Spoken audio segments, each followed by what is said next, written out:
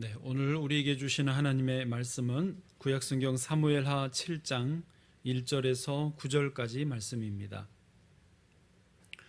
사무엘하 7장 1절에서 9절까지 하나님의 말씀을 제가 다 봉독해 드리겠습니다. 여호와께서 주위의 모든 원수를 무찌르사 왕으로 궁에 평안히 살게 하신 때에 왕이 선지자 나단에게 이르되 볼지어다 나는 백향목 궁에 살거늘 하나님의 궤는 휘장 가운데에 있도다. 나단이 왕께 아뢰되 여호와께서 왕과 함께 계시니 마음에 있는 모든 것을 행하소서 하니라. 그 밤에 여호와의 말씀이 나단에게 임하여 이르시되 가서 내 종 다윗에게 말하기를 여호와께서 이와 같이 말씀하시되 내가 나를 위하여 내가 살 집을 건축하겠느냐. 내가 이스라엘 자손을 애굽에서 인도하여 내던 날부터 오늘까지 집에 살지 아니하고 장막과 성막 안에서 다녔나니 이스라엘 자손과 더불어 다니는 모든 곳에서 내가 내 백성 이스라엘을 먹이라고 명령한 이스라엘 어느 지파들 가운데 하나에게 내가 말하기를 너희가 어찌하여 나를 위하여 백향목집을 건축하지 아니하였느냐고 말하였느냐. 그러므로 이제 내 종 다윗에게 이와 같이 말하라. 만군의 여호와께서 이와 같이 말씀하시기를 내가 너를 목장 곧 양을 따르는 데에서 데려다가 내 백성 이스라엘의 주권자로 삼고 내가 가는 모든 곳에서 내가 너와 함께 있어 내 모든 원수를 내 앞에서 멸하였은즉 땅에서 위대한 자들의 이름같이 내 이름을 위대하게 만들어 주리라. 아멘. 오늘 본문은 많이들 좋아하시고 또 잘 아시는 본문입니다만은 이 많은 분들이 오늘 본문 이 구절들에서 오해하시고 있는 부분들이 좀 있습니다. 다는 아닐지라도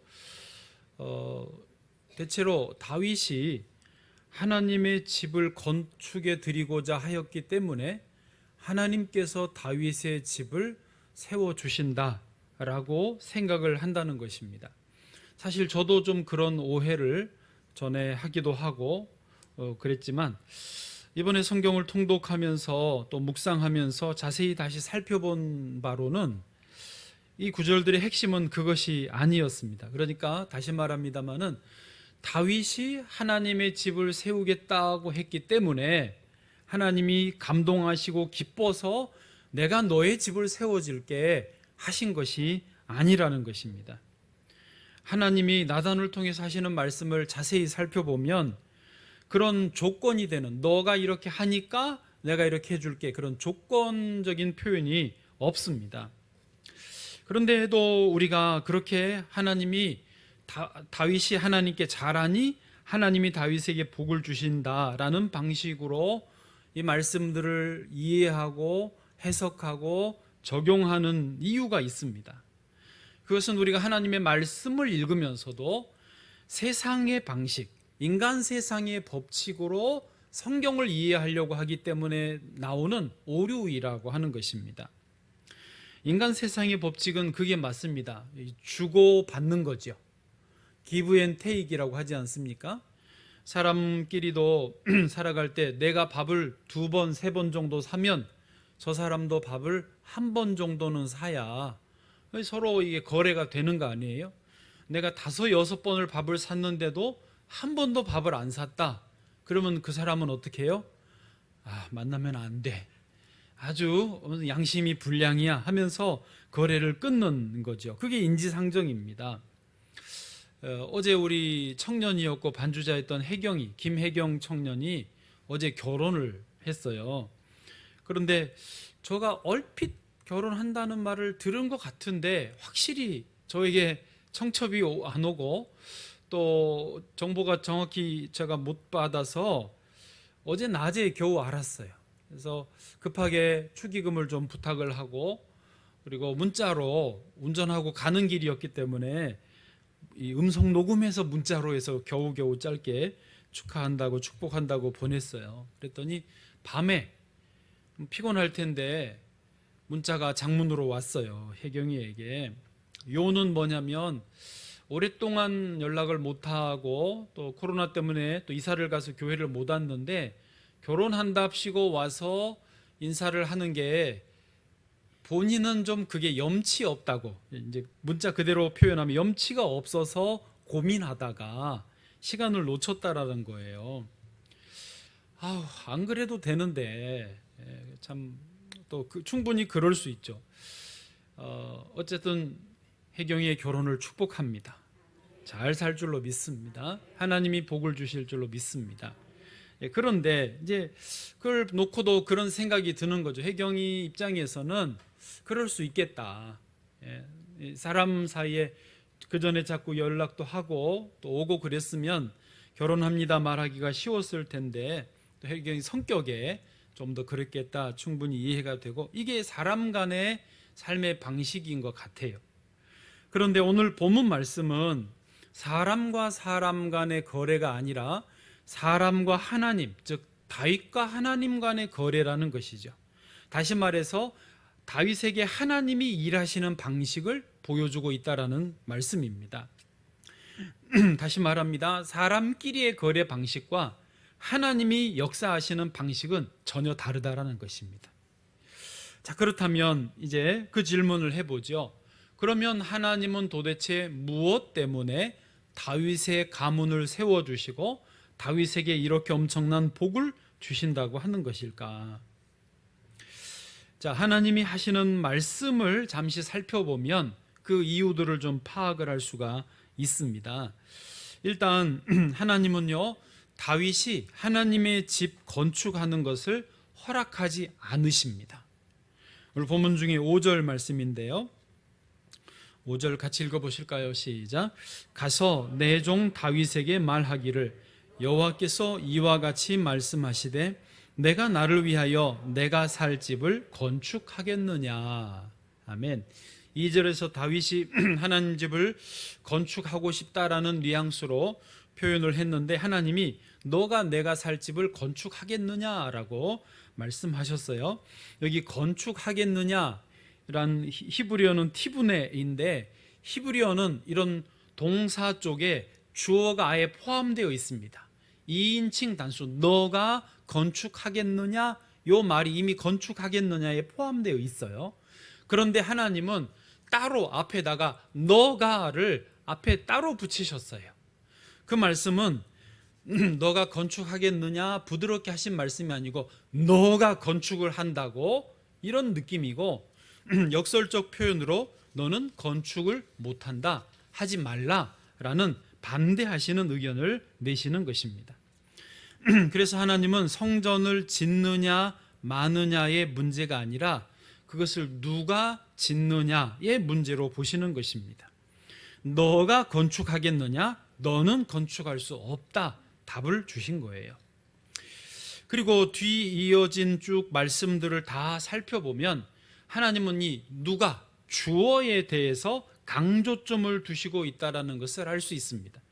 하나님이 여기 5절 말씀으로 시작해서 6절부터 저 뒤 16절까지 긴 구절들 동안 말씀하시는데, 반복해서 강조하는 포인트가요, 내가예요. 하나님이신 하나님 내가, 또 내가가 아니면 여호와가, 요 말씀을 총 몇 번이나 하냐면 14번 정도를 하십니다. 8절 정도만 봐보실까요? 8절 같이 읽어보세요. 시작. 그러므로 이제 내 종 다윗에게 이와 같이 말하라. 만군의 여호와께서 이와 같이 말씀하시기를 내가 너를 목장 곧 양을 따르는 데에서 데려다가 내 백성 이스라엘의 주권자로 삼고. 아멘. 거기서 내가가 한 중간에 나오는데요, 하나님을 말씀하십니다. 하나님이신 내가 너를, 다윗 너를 이스라엘의 주권자, 왕으로 삼았다. 너가 지금 이렇게 왕으로 되어서 성전을 지을까 말까 고민하는데 이런 상황을 만들어준 이는 누구다? 내가, 하나님이시다라는 거예요. 이런 느낌으로 하나님이 계속 강조하세요. 9절도요, 너가 가는 모든 곳에서 내가 너와 함께 있어 너의 모든 원수를 너 앞에서 멸하였다. 또 내가 너를 땅에서 위대한 자들의 이름같이 너의 이름을 위대하게 만들어주겠다. 이렇게 14번이나 1인칭 대명사로 하나님은 다윗의 과거와 현재에 하나님이 하신 것이고, 다윗의 미래의 모든 일들도 내가 하나님이 하실 거라고 하는 주어를 강조하시고 있는 것입니다. 때문에 오늘 본문 말씀에서 핵심은 인생 모든 일의 주관자는 사람이 아니다. 다윗 같은 훌륭한 왕도 아니다. 오직 여호와 하나님이 주관자이시다. 그래서 하나님이, 주님이 하신다라고 하는 것입니다. 할렐루야. 한번 따라해 보실까요? 주님이 하신다. 주님이 하신다. 제가 이 설교 제목을 정할 때 고민 많이 하는 거 여러분 혹시 아실까요? 모르실지 모르겠어요. 주님이 하십니다.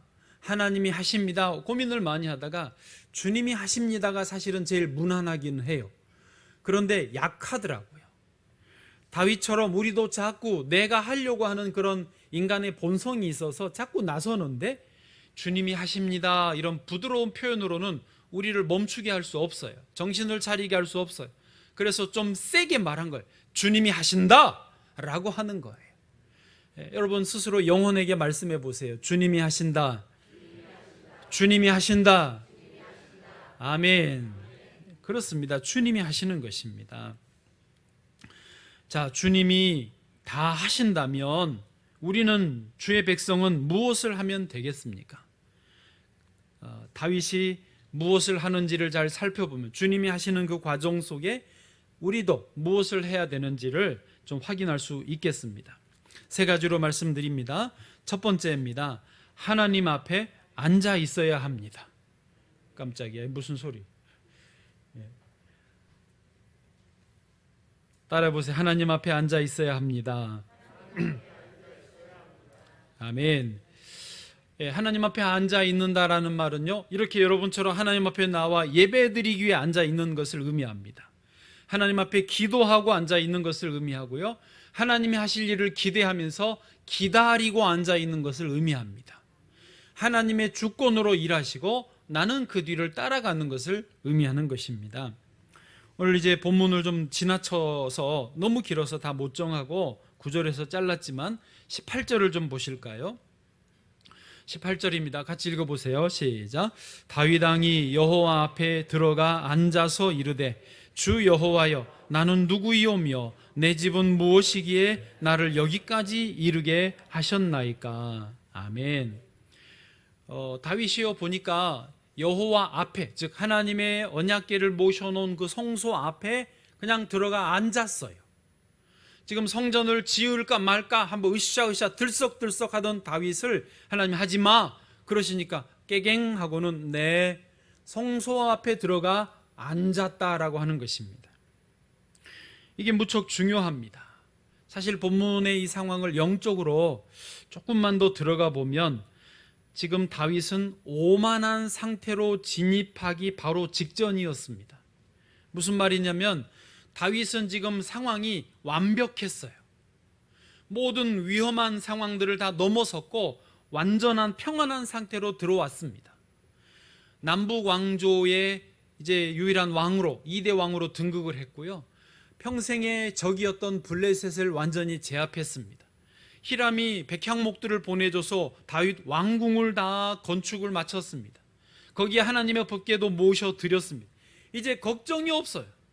문제가 아무도 없어요. 다 해결됐어요. 그래서 다윗은 지금 그 기분에 이제 하나님의 성전을 지어 드려 볼까? 조금 과장해서 말하면요, 이제 다 됐으니까 하나님의 성전이나 지어 드릴까? 이런 느낌으로 말했던 거예요. 얼른 들으면 기특한 생각이죠. 성전을 건축해 드린다니 얼마나 이쁩니까? 신실한 믿음의 사람으로 다윗이 보여질 수도 있습니다. 그런데요, 더 들어가 보니, 영적으로 보니 다윗은 지금 만사를 자기 마음대로 할 수 있는 그런 권력을 가졌습니다. 자기가 하나님의 자리에 올라서서 그 자리에 앉아서 큰 소리 칠 수 있는 그런 위험한 문을 열고 들어가기 일보 직전이라는 것입니다. 만일 이때 정말 다윗이 주도해서 성전까지 건축해 드렸다면은 성전은 건축했지만 그 영광을 다윗이 받을 것입니다. 그 칭찬과 박수를 다윗이 받을 거예요. 그렇지 않아도 다 지금 다윗 하고 있는데 성전까지 건축하면 영광을 하나님이 아니라 다윗이 받게 되는 거예요. 그 교만함 때문에 다윗은 완전히 망하게 되었을 것입니다. 그래서 하나님이 너는 건축하지 마 라고 하셨던 것입니다. 그 덕분에 들떠있던 다윗이 잠잠해지고 성소에 들어와 앉았습니다. 다윗은 아무 일도 하지 않았습니다. 네, 그것이 하나님이 원하시는 일이었습니다. 여러분, 우리 그리스도인들도 자주 그런 오류에 빠지는데요, 내가 하려고 설치고 다닙니다. 또 일도 잘합니다. 결과도 좋습니다. 그래서 집사님 최고, 권사님 최고, 장로님 최고, 역시 우리 목사님 최고예요, 전도사님 최고예요, 그런 말을 들으면 기분이 참 좋습니다. 저녁에 교회에서 집으로 갈 때 오늘 하루 참 피곤했지만 보람찬 하루였어. 역시 나는 잘해. 역시 나는 꼭 필요한 존재야.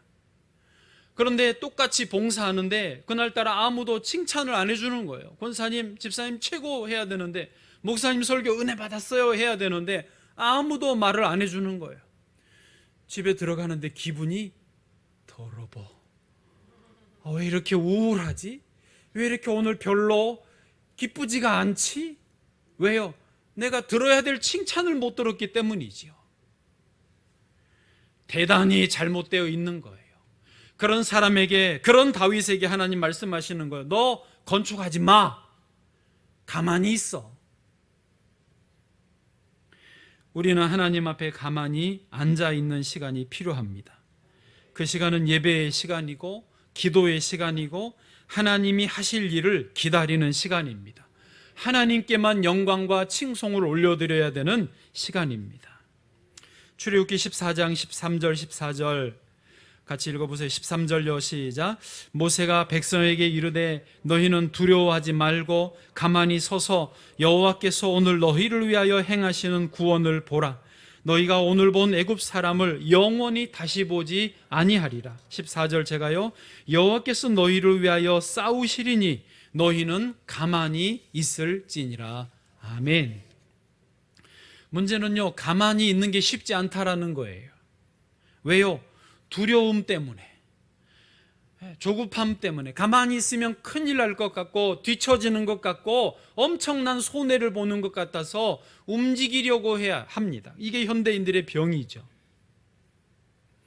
골드러시라는 말을 들어보셨죠? 골드러시, 금으로 러시, 막 달려가는 그런 말인데요, 이 말이 1849년도에 나왔습니다. 1년 전 1848년도에 미국 북아메리카 대륙 서부 지역에서 엄청난 금들이 발견이 됐어요.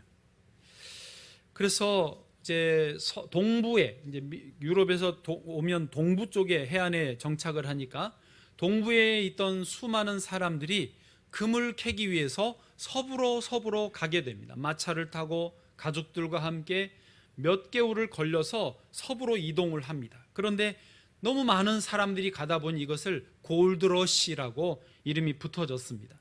그리고 1949년도에 이동했다고 그래서 49ers라고, 그때 골드러시에 달려간 사람들을 49ers라고 이름을 붙였습니다.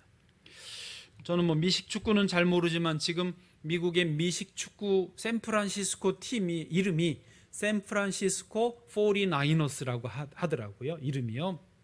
그렇게 이제 유명한 그런 그 역사의 사건이 있었는데, 당시에 이런 일이 있었습니다. 동부에 사는 사람들이 다 가족을 태우고 마차에 싣고 다 갑니다. 열심히 금을 캐기 위해서 하루라도 빨리 도착하기 위해서 갑니다. 그게 골드러시인데 주일이 됐습니다. 그래서 오늘 주일이니까 예배를 드리고 쉬었다가 내일 출발하자라고 말하는 사람들과, 아무리 주일이어도 지금 금이 저기 기다리고 있는데 수많은 사람들이 우리보다 앞서서 가는데 쉴 틈이 어딨냐, 예배는 나중에 금 캐고 드리고 일단 쉼 없이 가자, 그렇게 말하는 사람들로 파가 나누어졌습니다. 아무리 논쟁을 해도 서로 조율이 안 됩니다. 그래서 결론을 갈 사람은 가고 오늘 쉬면서 예배 드릴 사람은 예배 드리기로 하고 나누어졌습니다. 그런데 몇 개월이 지나서 도착을 해보니까 누가 먼저 도착했게요? 내가 이야기하는 이유가 있겠지요. 주일을 쉬고 예배 드리는 분들이 먼저 도착을 해 있는 거예요. 알고 보니까 주일도 쉬지 않고 막 달려가던 팀에서는 한 달쯤 되니까 말들이 아프기 시작했어요. 그렇지 않겠어요? 쉬지 않고 내달리는데. 그리고 마차가 고장이 납니다. 계속 달리니까요. 나사도 좀 조여주고 뭐 좀 점검도 하고 그래야 되는데. 그리고 애들이나 노약자들이 아파요. 여자들이 아파요. 그래서 말 교체하고 아픈 사람 치료하고 마차 수리하고 그러느니라고 결국 더 걸렸어요. 주일을 쉬었다가 가는 사람, 가만히 안 주고 쉬었다 가는 사람들은 그때 말도 쉬고 아이들도 쉬고 마차도 좀 손보면서 점검하면서 그렇게 6일 달리고 하루 쉬고 6일 달려 하루 쉬니 더 빨리 도착했더라는 거죠. 홈쇼핑을 보면은 저는 심장이 쫄깃쫄깃해져요. 이거를 가만히 두고 볼 수가 없어요. 옆에 자막에 남은 수량, 상품의 수량 개수가 뜨고 이쪽에는 마감 시간이 점점 줄어들어 가고 있고 밑에는 지금 전화해서 신청하면 줄 보너스, 그 부가 선물들이 막 서비스들이 막 나열돼 있고 보여주고, 그리고 안에 쇼 호스트는 계속 말을 막 띄우면서 분위기 띄우면서 말 빨리 지금 안 하면 인생이 망할 것 같은 그런 분위기로 말을 해옵니다. 그걸 보면 심장이 지금 저걸 해야 되나, 제가 몇 번 고민하다가 결국은 채널을 얼른 돌리면서 이제 살았다 할 때가 진짜 많아요. 그 채널을 건너가는 중간중간에 광고 방송들이 있는데 그거를 건너가기가 그렇게 어렵더라고요. 여러분, 그래서요 우리가 이 땅에 사는 동안 믿음이 필요합니다. 믿음이 없으면 가만히 있을 수 없습니다. 그러나 믿음이 있으면 가만히 앉아 있을 수 있습니다. 한번 따라하세요. 예수님은 지금 내 안에 계십니다. 예수님은 나를 완전히 용서하셨습니다. 예수님은 나를 완전히 사랑하십니다. 예수님은 나를 기뻐하십니다. 예수님은 나를 향한 크고 놀라운 계획을 갖고 계십니다. 아멘. 이걸 믿어야 돼요. 그래서 믿음이 있는 사람이 가만히 앉아 있을 수 있는 거예요. 여러분, 믿음이 있는 분들이 이렇게 주일날 아침에 앉아서 예배 드릴 수 있는 거예요. 주의 은혜가 넘치시기를 바랍니다. 두 번째로 하나님이 주신 복을 그대로 받아야 합니다. 아멘. 그래서 이것은 하나님이 주신 복을 받는다라는 것은요, 아멘을 잘하는 거예요. 그리스도인이 잘할 것은 뭐냐면 대단한 능력을 하나님이 우리에게 요구하시는 게 아니에요. 하나님이 예비하신 복을 받기만 하면 되는데 아멘을 잘하는 거예요. 이래도 아멘을 잘 못하시는 분들은 어떻게 할까요? 할렐루야. 여러분, 주 앞에 나와서 우리가 하나님께 무엇을 드리겠습니까? 시간을 드립니까? 그렇죠. 예물을 드립니까? 그러실 수 있죠. 그러나 우리가 드리는 거에 비해서 만 가지의 은혜를 받는 것입니다. 하나님이 구비하신 우리에게 필요한 모든 은혜를 준비하시고 주 앞으로 나오라고 하시고 말씀으로 또 축복으로 해주시는 것입니다. 그때 우리는 아멘 아멘 하면서 받으면 되는 거예요. 하나님은요, 다윗과 다윗의 가문에게 또 이스라엘 전체를 위해서 과거와 현재와 미래를 향해서 복을 몽땅 주시겠다고 약속하십니다. 내용을 다 살필 수는 없지만은요, 저 25절로 좀 넘어가 보실까요? 다윗이 하나님 앞에 이렇게 말합니다. 25절 제가 읽어드립니다. 여호와 하나님이여, 이제 주의 종과 종의 집에 대하여 말씀하신 것을 영원히 세우시며 말씀대로 행하사. 다윗이 뭐 했어요? 아니에요. 말씀하신 대로 그대로 행하여 주십시오. 아멘 아멘 하면서 다윗이 받아들인 거예요. 또 26절도 그런 맥락이에요. 사람이 영원히 주의 이름을 크게 높여 이르기를 만군의 여호와는 이스라엘의 하나님이라 하게 하옵시며. 입으로 다 먹고 살아요. 하나님만 찬양하겠다라는 거예요. 그리고 주의 종 다윗의 집이 주 앞에 견고하게 하옵소서. 아멘. 아멘. 다윗은 이러한 하나님의 복 주심에 대해 아멘 아멘 하면서 그 말씀대로 행하여 주옵소서. 다윗의 집이 주 앞에 견고하게 하옵소서. 그대로 받아들이고 있다라는 거예요. 다윗이 할 일은요, 나서서 성전을 건축하는 것이 아니라 가만히 앉아서 하나님 주신 은혜를 받는 것입니다. 주의 복을 심령 깊이 아멘으로 받는 것입니다. 그래서 다시 말해요, 아멘을 잘하는 사람이 복이 있는 거예요. 웃기는 이야기이지만, 진짜 웃기는 이야기지만, 친정 엄마가 결혼한 딸이 아기가 없으니까 목사님께 기도받자고 딸을 데리고 왔어요. 그래서 목사님께 아기를 위해서 기도해 주세요. 목사님이 아기를 위해서 기도해 주는데 딸이 아멘을 안 해. 그걸 보는 엄마가 답답해가지고 옆에서 아멘 아멘 했는데 엄마가 아기를 가지셨다고. 웃기는 이야기 아닙니까? 예, 믿거나 말거나예요. 그렇습니다. 하나님은요, 지금 우리에게 복을 주시는 분이십니다. 또 우리를 통해서 우리 자녀 세대에게 복을 주시는 분이십니다. 여러분, 하나님 우리에게 뭘 걷어내려고 하시는 분이 아니에요.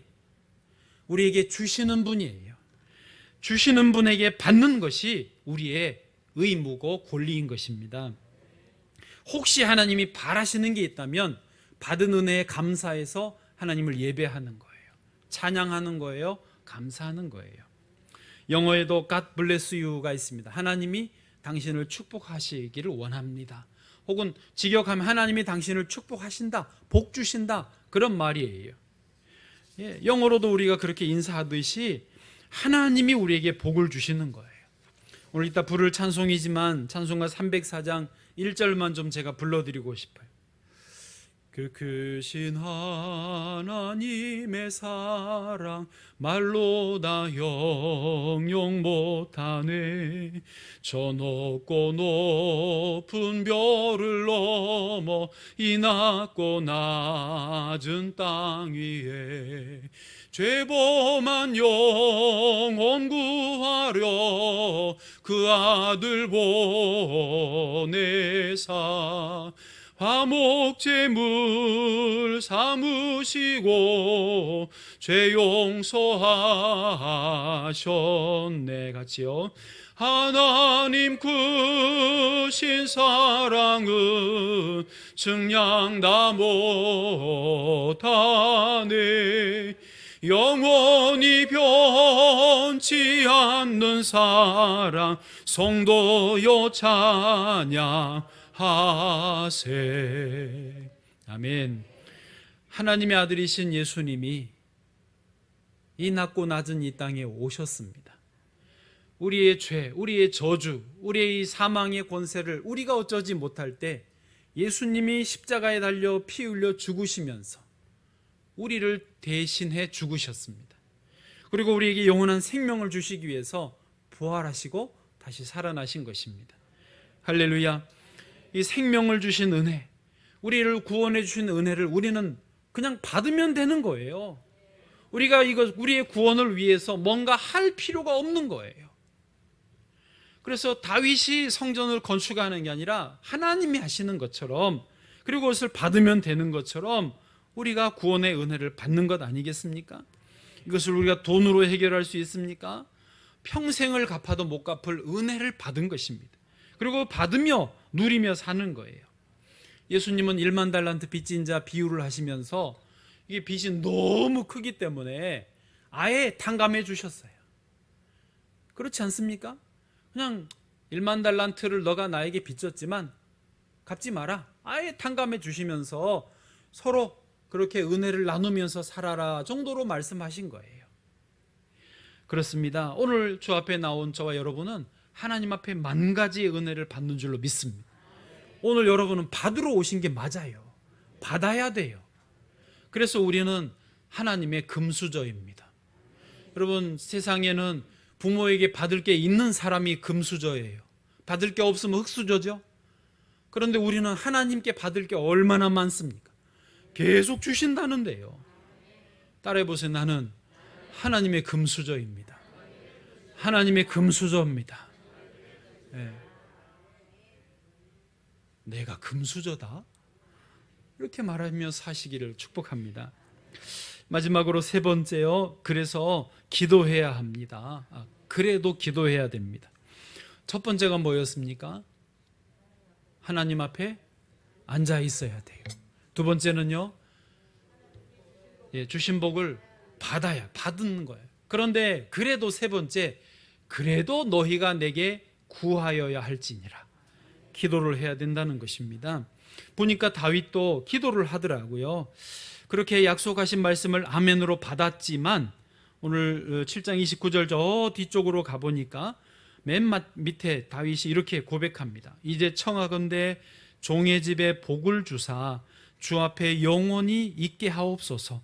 주 여호와께서 말씀하셨사오니 주의 종의 집이 영원히 복을 받게 하옵소서 하니라. 여기 하옵소서, 이게 기도하는 거 아닙니까? 예. 하나님은 말씀하신 대로 시행하시지만 믿음으로 순종하고 기도함으로 나아오는 사람들에게 그 일을 그대로 이루어 주시는 것입니다. 여러분, 세상은요 험악하더라고요. 지난 주간만 해도 일본의 아베 전 총리가 총격으로 사망한 사건이 있었습니다. 67세인가 젊은 나이예요. 누가 그런 일이 있으리라고 상상이나 했습니까? 아베 전 총리가 그 유세를 하는데 길가에서 했어요. 자그마한 단상 위에서 완전히 사방이 노출된, 특별히 경호 인력도 있기는 있는데 그 중앙경시청에서 나온 인력보다는 그 지방 경찰들이 좀 했는 것 같아요. 들어보니까. 왜냐하면 그 정도에서 그런 사건이 있으리라고 생각을 못했던 것이죠. 그런데 그렇게 어이없이 총을 맞고 죽게 되었습니다. 또 보니까 영국의 보리스 존슨 총리가 현직 총리인데 사퇴하겠다고 발표를 했어요. 자의 사퇴가 아니고 이분이 지금까지 거짓말을 좀 많이 했던 모양이에요. 저희는 잘 몰랐는데 거짓말을 너무 많이 해서 신뢰를 완전히 잃어버렸고, 심지어 자기 같은 보수당의 같은 동료들에게도 완전히 신뢰를 잃어버렸어요. 총리가 장관을 지명했는데 장관들이 자기가 장관직을 사퇴하면서 총리 사퇴하라고 계속 압박하니까 못 견디고 결국 사퇴하기로 했습니다. 이런저런 지난 주간의 소식들을 들으면서 참 세상이 험악하다, 만만치 않다라는 것입니다. 여전히 우리는 하나님의 도우심이 필요하다. 하나님이 지켜주지 않으시면 하루도 살 수 없다라는 것이죠. 그런 의미에서 하나님은 우리가 그래도 너희가 기도해야 된다라고 말씀하시는 것입니다. 저 여러분이 기도하기를 쉬는 죄를 범치 않기를 원합니다. 기도할 때 하나님이 함께 하시고 놀라운 은혜를 더하여 주실 줄로 믿습니다.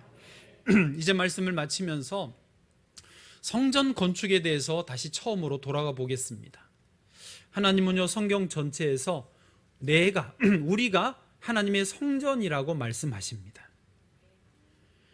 그러면 성전된 나를 성전으로 누가 세우느냐, 다시 주어를 생각해 보시죠. 다윗은 내가 하나님의 성전을 세우겠다고 했지만 하나님은 너가 세우지 말아라고 하시고 하나님이 내가를 강조하셨습니다. 즉 성전된 우리의 삶도 하나님이 세워주신다라고 오늘 말씀하시는 것입니다. 성전된 삶을 살기를 원하지만 내 의지는 약합니다. 현실은 너무 어렵습니다. 그러한 나이지만 하나님 앞에 앉아있고 하나님 주신 복을 받고 기도하는 중에 나의 성전된 삶이 하나님의 손에 의해서 세워져 간다는 것이죠. 나의 성전된 삶이 세워지면서 하나님이 영광 받으시고 나도 만족하고 나를 보는 주변의 사람들도 기뻐하고 감사하고 은혜 받게 될 줄로 믿습니다. 그렇습니다. 저와 여러분을 하나님이 오늘도 세워주시고 은혜와 복으로 채워주시는 줄로 믿습니다.